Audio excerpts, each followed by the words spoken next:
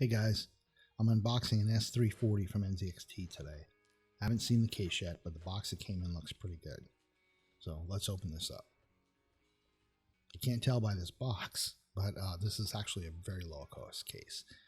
We'll be using it to rebuild an HP 1287C so we can use it for audio editing and light video editing. The HP has problems with cooling and a lot of I/O bottlenecks. So we'll fix that by adding a new motherboard, an M.2 SSD, a hybrid drive, and a small water cooler for the CPU. So I have to warn you, I'm not adding the water cooler for overclocking or anything like that. But for some reason, the i7 and the HP runs really hot. We need to cool that down. Well, okay, so here it is. The first thing you notice about the case is that clear side panel. That's good. Both side panels are attached with thumb screws, which is fine, but for me, I really prefer hinges. So they did a pretty good job of packing this. It's got protective coating on both sides of the clear panel. That'll stop it from scratching during transit. The material under here is not probably the best choice for a clear plastic panel like this. The case overall has a clean look. There's not much in the way. A couple of blue stripes and 2 SSD fixtures. Mechanical drives are hidden in the basement here. The blue panel in the back of the case, that's used for cable management. It's not supposed to need grommets, but I'm going to need to see that to believe it. The power supply fits in the basement under the SSD fixtures. The case has 7 expansion slots. There are also a couple of 120mm fans installed in the case. Let's take a look at the floor. The disc bays in the basement are vented into the case. There are plenty of holes for running cables. The SSD fixtures look good, real simple. But overall, the case looks modern, smart, and clean. I'm really not happy about the lack of grommets, but we'll see how that works out during the build. The solid panel at the back of the case gives access to the basement, and there's plenty of room for hiding cables. This helps to keep the interior of the case clean, keep it that minimal look. The case comes with a box of hardware stored in the drive bay. There's not a lot of hardware, but I suppose that's fine because you don't need that much hardware for this type of build. Take a look at the front and the top of this case. The front is perfectly smooth. There's not even an exposed grill for cooling.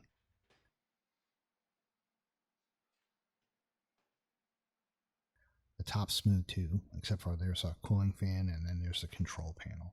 And that control panel is dead simple. It's just HD audio, 2 USB 3 ports, and a power button. That's it.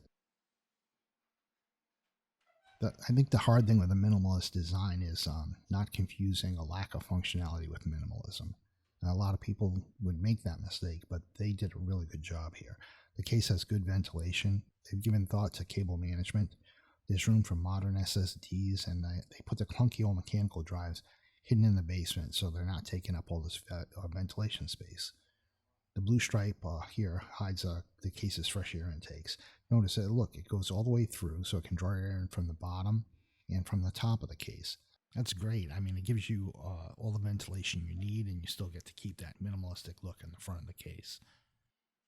The power supply should be set up to draw air in from the bottom of the case and exhaust it through the back here.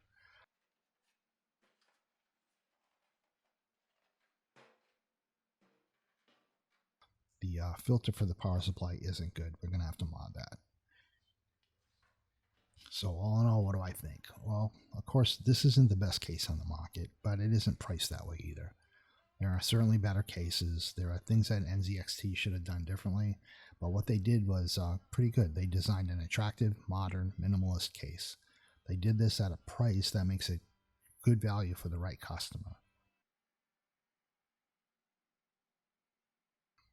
Take a look at this thing. It has everything you need and nothing you don't need. That is minimalism. The clear panel should have been a different material. Certainly the power supply filter could have been better, but all in all, this is a clean, simple, modern case at a price point that makes it a good value for a lot of people. We'll have a chance to learn more about this case as we rebuild the old HP in this box, and then we'll really see what it's made out of.